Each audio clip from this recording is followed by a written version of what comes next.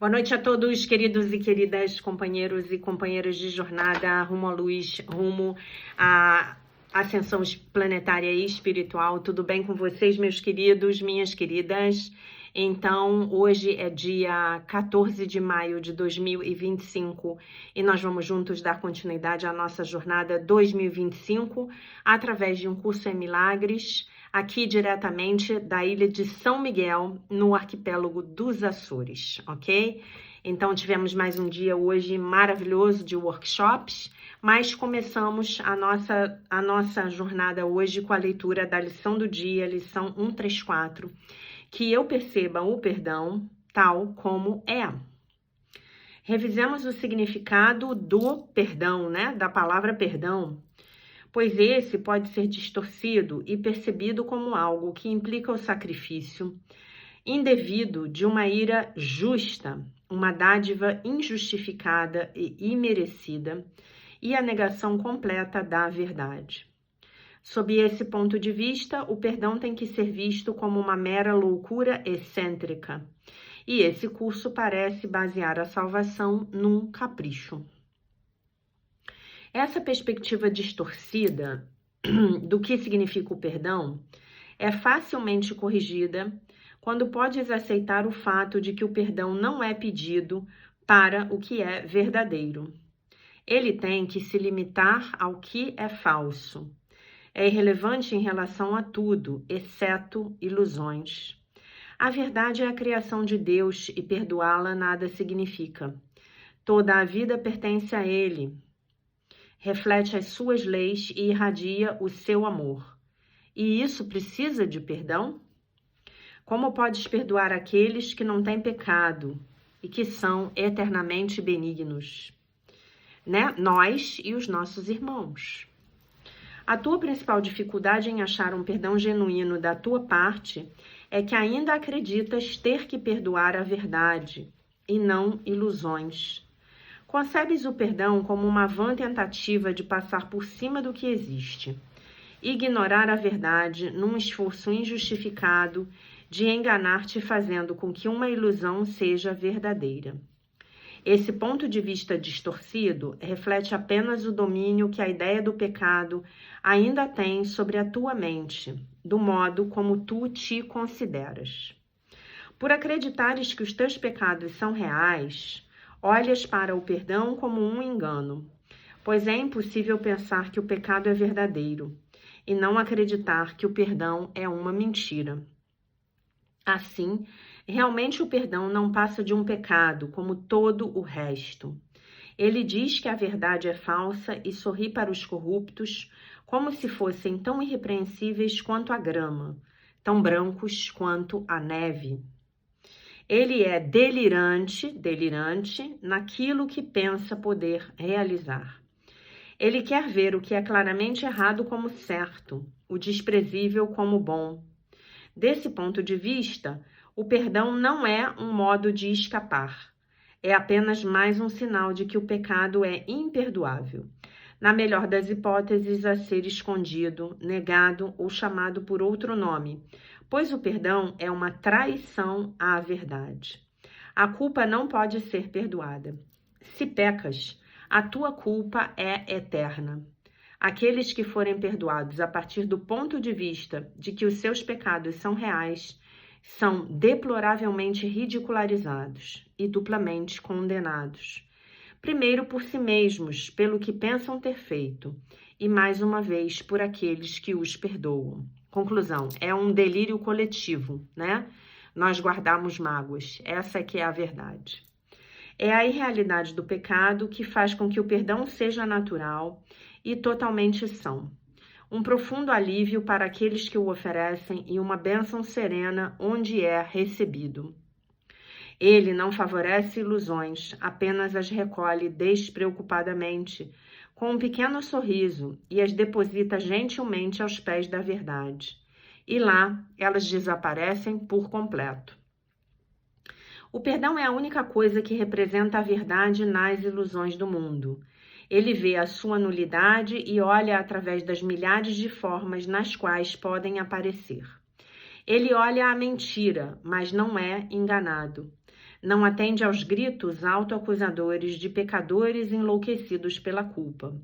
Ele olha para eles com olhos serenos e lhes diz apenas: meu irmão, o que pensas não é a verdade. A força do perdão está na honestidade que lhe é própria, tão incorrupta que vê as ilusões como ilusões e não como verdade. É por isso que ele vem a ser aquele que desfaz o engano diante das mentiras, o grande restaurador da simples verdade. Através da sua capacidade de não ver o que não existe, ele abre o caminho para a verdade que havia sido bloqueado por sonhos de culpa. Agora tu és livre para seguir no caminho que o teu verdadeiro perdão abre para ti. Pois, se um irmão recebe essa dádiva tua, a porta está aberta para ti mesmo. Há uma maneira muito simples de achar a porta do perdão verdadeiro e percebê-la aberta de par em par para dar boas-vindas. Quando te sentires tentado a acusar alguém de haver pecado em qualquer forma que seja, não deixes a tua mente se deter sobre o que pensas que ele fez, pois isso é auto-engano. Em vez disso, pergunta: eu me acusaria por fazer isso? Dessa forma, verás as alternativas para a escolha em termos que a tornam significativa e que mantêm a tua mente tão livre de culpa e de dor quanto o próprio Deus pretendia que fosse, e como é, na verdade. Só as mentiras querem condenar. Na verdade, a inocência é a única coisa que existe, né? Porque na realidade nós todos somos inocentes. Isso aqui é só o jogo de videogame, né? O perdão está entre as ilusões e a verdade, entre o mundo que vês e o que está além, entre o inferno da culpa e a porta do céu. Através dessa ponte, tão poderosa quanto o amor que depositou sobre ela a própria bênção, todos os sonhos do mal, de ódio e de ataque são silenciosamente trazidos à verdade. Eles não são mantidos para se expandirem, provocarem tumultos e aterrorizarem o tolo sonhador que acredita neles. Esse foi gentilmente despertado do seu sonho pela compreensão de que o que ele pensava ter visto nunca existiu. E agora não pode sentir que todas as possibilidades de escapar lhe foram negadas.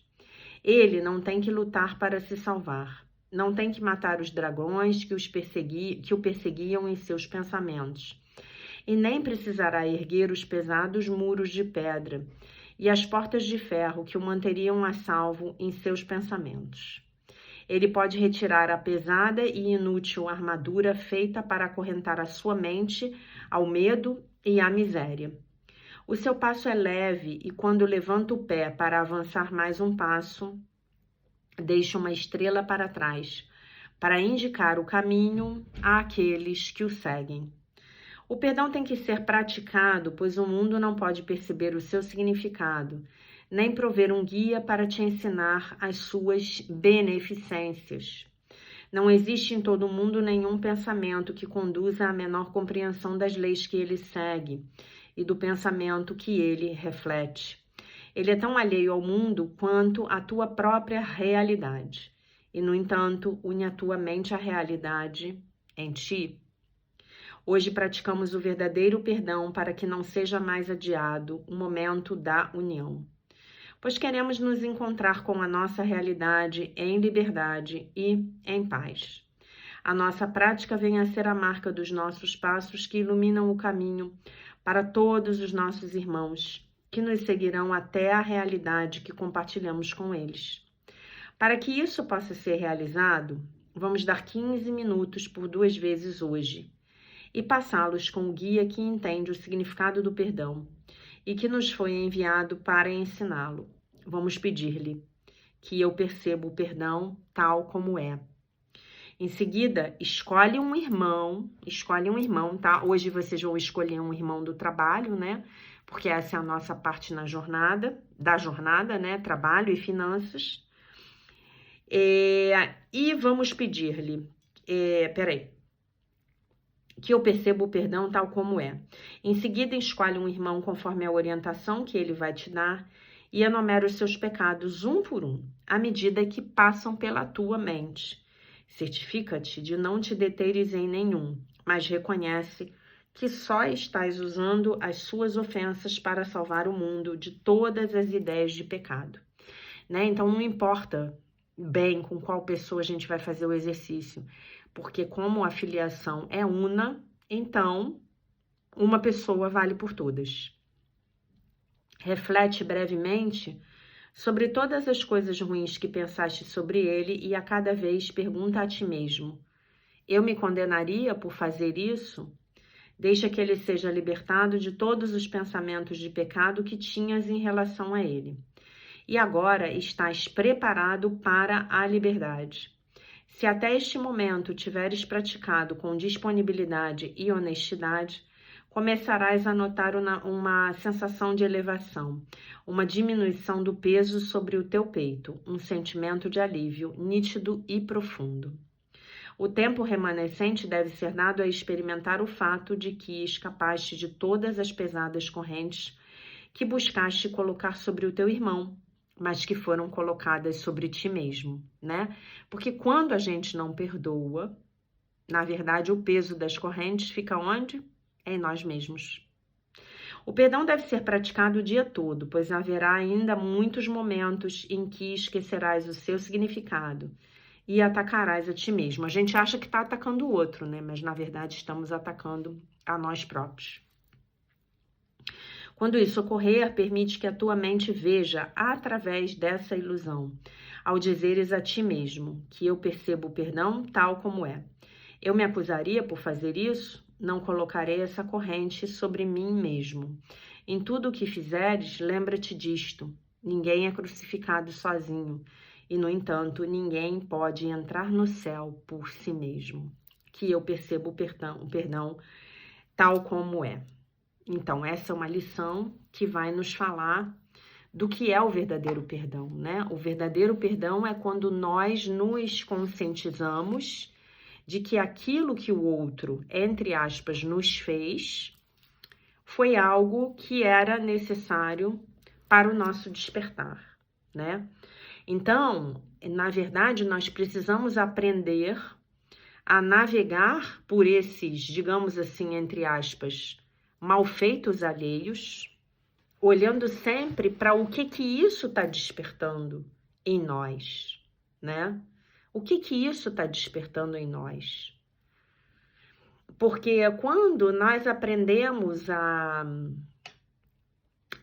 olhar para o outro como uma parte nossa, olhar para a situação como algo que nos diz respeito, que não está acontecendo conosco, mas que está acontecendo para nós, então tudo se descortina, né?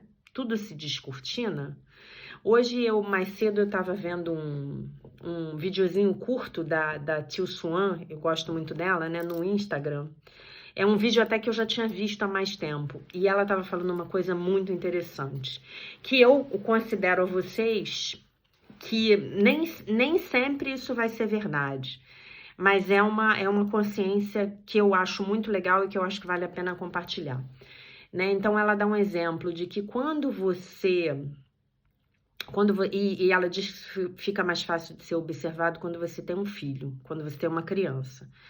Quando a criança, ela começa a se comportar mal, normalmente ela vai tentar fazer com o pai e a mãe, fazer com que o pai e a mãe, ou a mãe, se sintam do jeito que ela está se sentindo. Olhem que interessante. Então, é como se as crianças fossem os nossos espelhos, né? Então, a criança dá um piti, né? Porque talvez ela tenha ficado se sentindo impotente diante de algo que você está querendo impor a ela. Então, ela vai dar um escândalo para que você se sinta impotente diante do escândalo que ela está dando. E então, você vai se sentir exatamente do jeito que ela está se sentindo. Então, esse seria o espelho. E aí, ela dá um outro exemplo, né? Vamos supor que você seja uma mulher muito bonita, né? Claramente ela estava falando dela, né? Porque ela é super bonita. E você chega num determinado local e uma outra mulher olha para você e sente inveja de você. Então, o que que essa mulher, no seu nível de uma consciência limitada, ela vai fazer? Ela vai tentar, de alguma maneira, fazer com que você sinta inveja dela. Olhem que interessante. Isso não é interessante? Então, se a gente pegar isso e olhar para essa lição, que eu percebo o perdão tal como ele é, se eu começar a olhar para as minhas relações sob esse prisma, sob esse ponto de vista, com essa consciência, talvez eu comece a entender que realmente o que os outros estão me fazendo nada tem a ver comigo, ou muito pouco tem a ver comigo, né? Tem a ver com o que os outros estão sentindo diante da minha presença. Especialmente se isso te parecer uma injustiça, né? Então, observe como é que isso pode ser verdadeiro, por exemplo, no seu trabalho, né? De repente, você tem uma pessoa que está deliberadamente te prejudicando porque ela está se sentindo atacada pelo seu sucesso, pela sua competência, pelo seu brilho, pela sua inteligência. E aí ela está atacando você de volta. Olhem que interessante isso. Não é uma forma interessante de você ver a situação? Eu já tinha visto esse vídeo já há bastante tempo e eu tinha meio que apagado isso da minha cabeça. E aí apareceu hoje, né? E aí eu lembrei da lição que eu percebo o perdão tal como é. Com essa consciência, fica muito mais fácil de eu fazer o que Jesus diz pra gente que a gente tem que fazer. O que é que a gente tem que fazer? Nós temos que dividir as atitudes das pessoas em dois grupos. Só existem dois grupos de atitudes. Algumas vezes a pessoa vai chegar para você e ela vai te oferecer amor. Como ela vai te oferecer amor? Através de um elogio, através de um presente, através de um convite para almoçar, né? Ela vai querer compartilhar com você uma coisa boa que aconteceu na vida dela. Esses são os pedidos de amor. Ou essas são as ofertas de amor. Essas são as oferendas de amor, como ele diz, né? E quais são os pedidos de amor? Os pedidos de amor ocorrem quando a pessoa está te agredindo, quando a pessoa está te atacando, quando a pessoa está falando mal de você pelas costas lá no seu ambiente de trabalho, quando a pessoa está tentando fazer com que você, de repente, não tenha acesso a um benefício, né? E isso acontece com todos nós. E aí você pode olhar para a pessoa, vai ser muito mais fácil você acessar esse tal desse amor com letra maiúscula, que a Meredith, a autora do livro que a gente está lendo, ela cita, né? Que é a tal da sabedoria com a compaixão. Então vai ser muito mais fácil você poder olhar para essa pessoa com compaixão. E do mesmo jeito você vai poder olhar para você mesmo com compaixão quando você de repente vir que você está atacando uma pessoa. Quando você está tendo uma ação deliberada para prejudicar aquela pessoa. O que essa pessoa está me despertando? O que essa pessoa está me despertando? Né? O que eu tô sentindo com essa interação aqui? Como é que essa pessoa faz eu me sentir? Não é interessante isso? Né? Enfim, que eu percebo o perdão tal como ele é. Ele finaliza a lição. Eu me acusaria por fazer isto? Será que é fácil pra gente? É mais fácil pra gente se perdoar por uma mesma atitude que de repente nós estamos sendo assim implacáveis ou impiedosos com os outros? Não colocarei essa corrente sobre mim mesmo. Ninguém é crucificado sozinho. E, no entanto, ninguém pode entrar no céu por si mesmo, né? A gente já sabe que a gente já aprendeu lá nas aulas do livro texto que a salvação é uma empresa de colaboração, né? Eu adoro essa frase. A salvação é uma empresa de colaboração, né? A gente poderia dizer, a salvação é um empreendimento de colaboração, né? Então é isso. A gente passa agora para a leitura do texto do dia 14 de maio, do livro da Melody Beach, a linguagem da liberdade, que se chama honestidade. Honestidade. Admitimos perante Deus, perante nós mesmos e perante outro ser humano a natureza exata de nossas falhas. Esse é o 5º passo dos programas de recuperação de 12 passos e 12 tradições. É isso, é o 5º passo. É isso. Falar aberto e honestamente a alguém sobre nós mesmos, numa atitude que reflete responsabilidade própria, é essencial para a recuperação do modo codependente de se relacionar. É importante admitir a nós mesmos e a outras pessoas que erramos.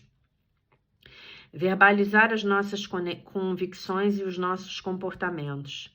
Colocar os medos e os ressentimentos às claras. É assim que libertamos a nossa dor. É assim que libertamos as antigas convicções e ressentimentos. É assim que nos libertamos. Quanto mais claros e específicos formos com o nosso poder superior, com nós mesmos e com as outras pessoas, mais rapidamente experimentaremos esta liberdade.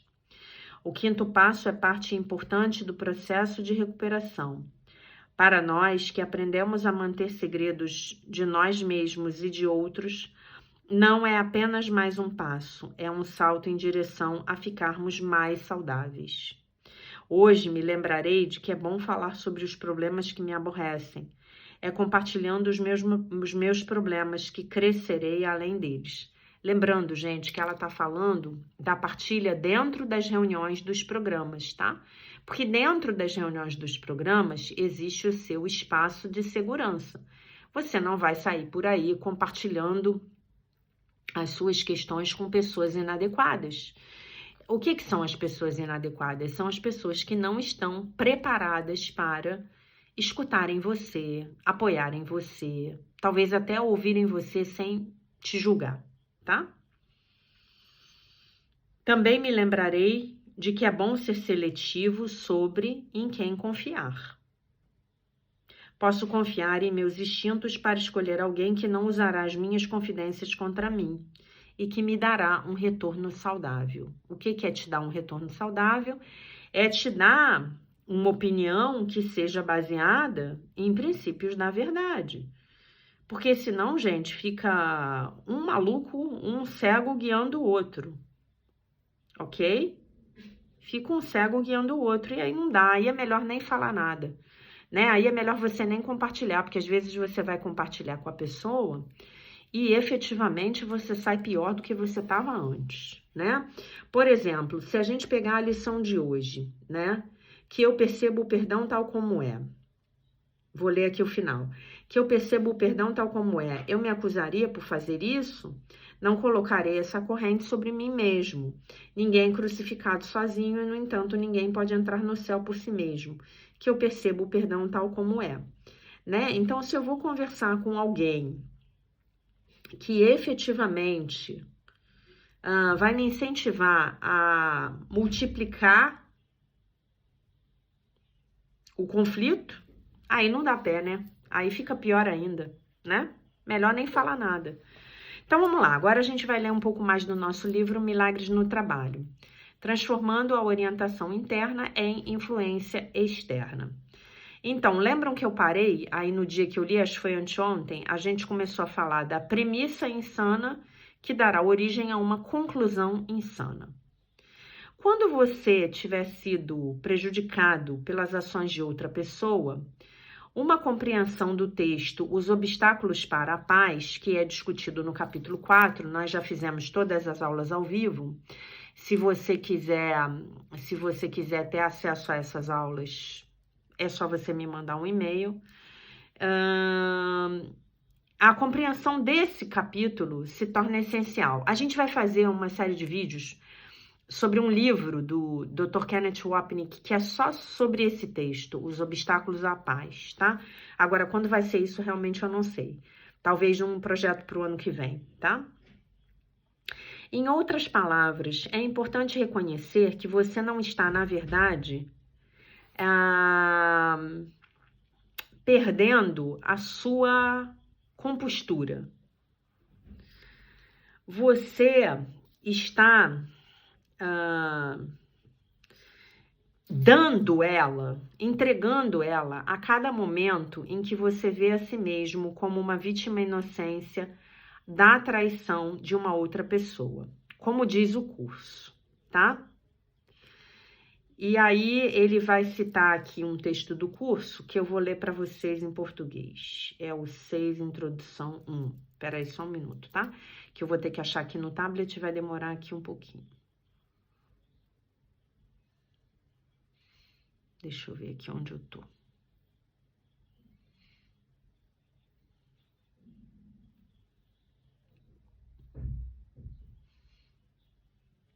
Vamos lá.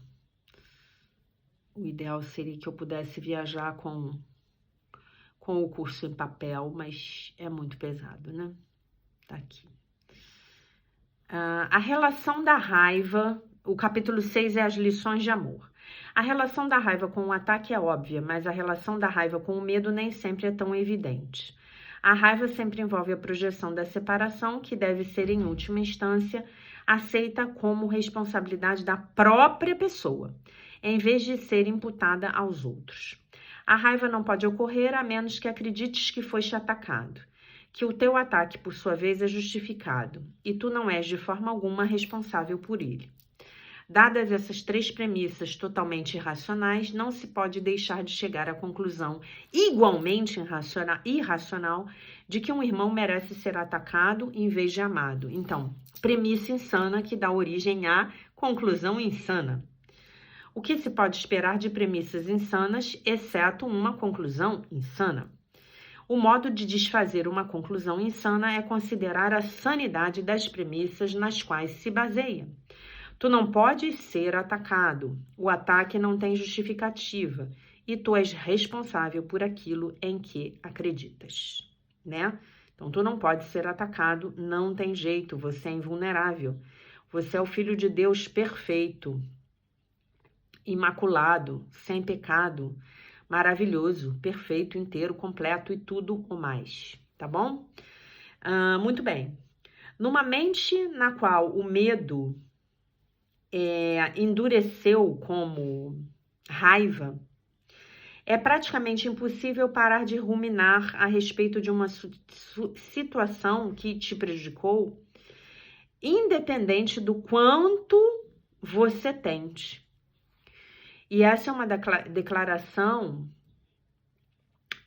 de que você acredita que você foi atacado, o que tipicamente faz com que você contra-ataque. Aí é que tá o problema. Aí começam as guerras, né? Ou pelo menos você contra-ataca na sua cabeça. Embora, ao mesmo tempo, você acredite que os resultados do seu ataque não são culpa sua. Como já cobrimos esse assunto antes, esse é o ciclo de ataque e defesa, que cria conclusões insanas, as dores da vida, até que a dor eventualmente assuma o controle e o ciclo comece novamente. É claro que para curar a premissa insana, sobre a qual um curso em milagres está se referindo aqui, então você precisa acreditar que você jamais foi atacado no nível do espírito. Sim, o seu corpo é vulnerável ao ataque, tanto física quanto emocionalmente, mas você não é o seu corpo. É por isso que você deve reconhecer reconhecer e reclamar de volta a sua paz e o senso de poder que faz com que você possa escolher o amor em vez de escolher o medo. Saber que você é muito mais do que apenas um corpo é o primeiro passo para saber quando você pede por um milagre para o Espírito Santo, ou qualquer nome que você deseje utilizar para chamar o Espírito Santo, o que você realmente está pedindo é para reconhecer essa verdade sobre si mesmo e sobre todas as pessoas. a iluminação não é nada mais do que um reconhecimento, ela não é uma mudança de forma alguma. Texto do livro Texto. Colocado de forma simples, então você, colocando-se isso de forma simples, você, a sua liberação do medo não é sobre orar para que a situação ou a outra pessoa mude. De novo, é sobre reconhecer aquilo que não pode mudar. Isso significa orar para ver através das projeções do ego, além das projeções do ego, além da separação e do especialismo dentro da sua própria mente. E quando isso acontecer, mesmo que seja apenas por um momento, então no momento em que isso acontece, o curso se refere a isso como um instante santo. Então nós estamos num instante santo quando nós estamos olhando para a situação, para a pessoa, para o problema, além dos olhos dos nossos egos, ok? Então, como é isso na prática? Que eu percebo o perdão tal como é. Tem tudo a ver com o texto de hoje. Como é isso na prática? É você lá naquela situação problemática do seu trabalho falar: meu Deus, por favor, me ajude a ver o meu irmão com os olhos do amor. Me ajude a perceber o que está rolando aqui que eu ainda não estou vendo. Me mostre a verdade a respeito dessa situação. Por favor, me mostre a lição que eu tenho que aprender aqui. Por favor, me mostre a virtude que eu preciso desenvolver aqui. Talvez seja a virtude da compaixão, né?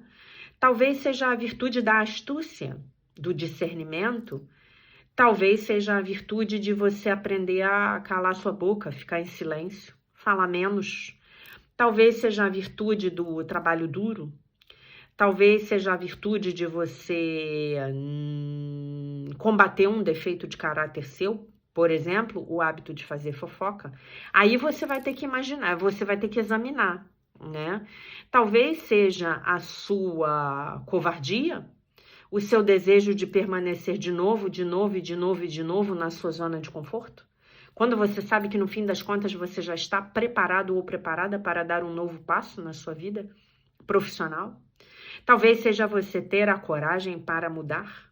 Talvez seja você ter a coragem para admitir que você precisa estudar, se capacitar, desenvolver uma habilidade ou uma capacidade que você ainda não desenvolveu muito bem, né? São muitas as possibilidades, mas eu posso garantir para vocês que quando vocês pedirem pelo milagre, essas informações vão começar a vir e vocês vão saber exatamente onde é que cirurgicamente aquela coisa está ali pedindo para ser modificada.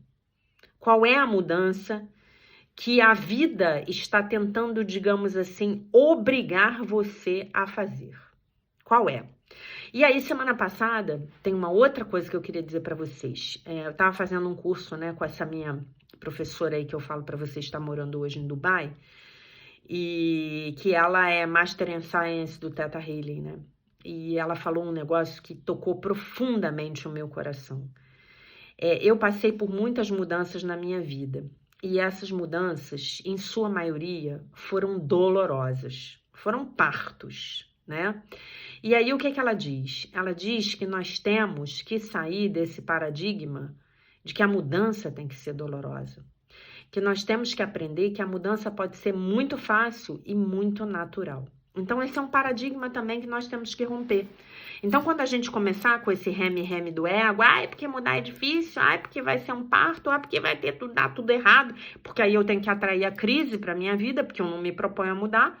Se eu não me proponho a mudar, eu tenho que atrair uma crise na minha vida. A mudança vai ter que vir de fora para dentro. E o que nós queremos aqui, com esse estudo de Um Curso em Milagres, é criarmos mudanças positivas nas nossas vidas que venham de dentro para fora, né? E aí serão mudanças que serão indolores, talvez até sejam mudanças prazerosas, né? Então a gente tem que sair desse paradigma do ego. E aí a gente treina a ferramenta que a gente estudou ontem, né? Eu não escolho mais os programas do ego negativo, os programas negativos do ego negativo. Eu agora escolho os programas positivos do Divino Espírito Santo, que são efetivamente os pensamentos que eu compartilho com Deus, com o meu Criador. Porque eu e Deus somos um. E isso não pode mudar. Independentemente da sua crença, isso é uma verdade fundamental, tá bom? Então, era isso, meus queridos. A coisa que hoje foi maravilhosa. Hoje nós tivemos um trabalho de manhã de dissolução de programas de vidas passadas, foi muito forte. Eu oportunamente vou contar para vocês como foi isso, tá bom? E tá tudo maravilhoso aqui nos Açores, as pessoas são super hospitaleiras, um lugar lindo, uma terra com uma energia maravilhosa, tá bom? Eu deixo vocês com a paz de nosso Senhor Jesus Cristo, com um beijo imenso e, se Deus quiser, nós nos vemos amanhã. Bye, bye.